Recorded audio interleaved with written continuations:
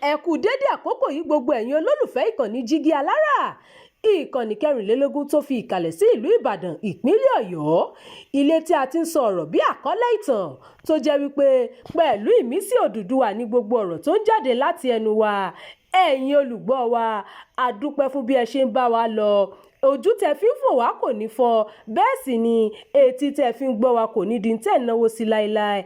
Abdulkareem Nimot ni oníròyìn yín. Ó mà ṣe o, wọ́n rí òkú arákùnrin yìí níbi tí wọ́n ti ń wa kúṣá lọ́nà tí kò bófin mu ní ìpínlẹ̀ Plateau.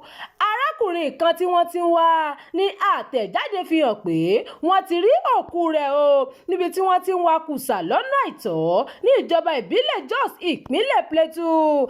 Amòye kan ní agbègbè náà, Zagozala Makama, ló ṣàfihàn ìṣẹ̀lẹ̀ ọ̀hún o. Zagozala sọ pé àwọn ọmọ ogun orí omi gba ìpè ní dédé aago 7:30 àárọ̀ ní ọjọ́ 29 oṣù kẹfà ọdún yìí pé ọkùnrin kan tí orúkọ rẹ̀ ń jẹ́ Jerry ti di àwátì ní agbègbè Rantia o. Ó fi kún pé àwọn ọmọ ogun náà pẹ̀lú ìfọwọ́sowọ́pọ̀ àwọn ọmọ ẹgbẹ́ fìjìláńtè bẹ̀rẹ̀ sí ní wá tí wọ́n sì wọ inú igbó tó yí agbègbè náà ká.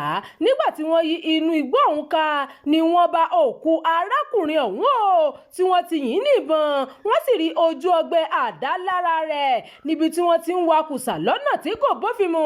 Ó fi kún pé ìwádìí fi hàn pé olóògbé náà ti kúrò nílé láti lọ ṣe ìwakùsà ṣùgbọ́n tí kò padà wálé, èyí tó kó ìpòrúru ọkàn bá àwọn mọ̀lẹ́bí rẹ̀ ló mú wọn fi ọ̀rọ̀ náà tó àwọn ẹ̀ṣọ́ aláàbò létí, eléyìí tó yọrí sí ṣíṣe àwárí rẹ̀. Ìwádìí sì ń lọ lọ́wọ́ láti mọ ohun tó fa ikú rẹ̀ àti láti dá àwọn tó ní ọwọ́ nínú rẹ̀ mọ̀. Zagozala Makama ló sọ bẹ́ẹ̀. Ẹ ṣeun tí ẹ ń tẹ́tí sí ìkànnì yìí, ẹ máa bá wa pín ká kí ẹ sì fi èròǹgbà yín sí abala àríwísí. Jígí Alára. Bàbá ló gudu. Èmi ní kí n wá ṣàlàyé fún yín pé àwa ti ń lọ ni. Èmi àti ìyàwó mi a ti ń lọ. Òun ni wá ṣàlàyé fún yín. Ó ti jáde o. Bàtà bàbá mi ni. Bàtà bàbá ẹ̀. A retí láti ìjọ ẹ̀. Ṣé ti pín ogún bàbá yín? Ọ̀rọ̀ pé wọ́n pín ogún bàbá mi kó wà ní bàtà bàbá mi tó fẹ́ ṣòro ní Jígí Alára TV. Ó ti jáde sórí YouTube o. Ó ní lọ sọ. Ṣé ní pọ́n ṣe ń gbogbo ẹ̀ gbogbo wa láyé?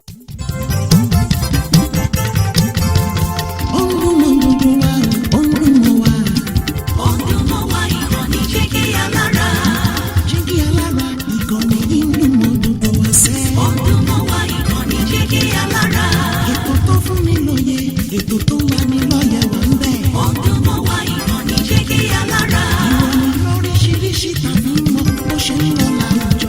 Ọdún mọ́ wá ìkànnì Jígí Alára. Ìkànnì Jígí Alára.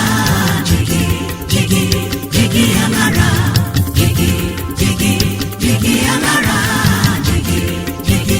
Jígí Alára. Ìkànnì Jígí Alára 24, bàbá gbogbo.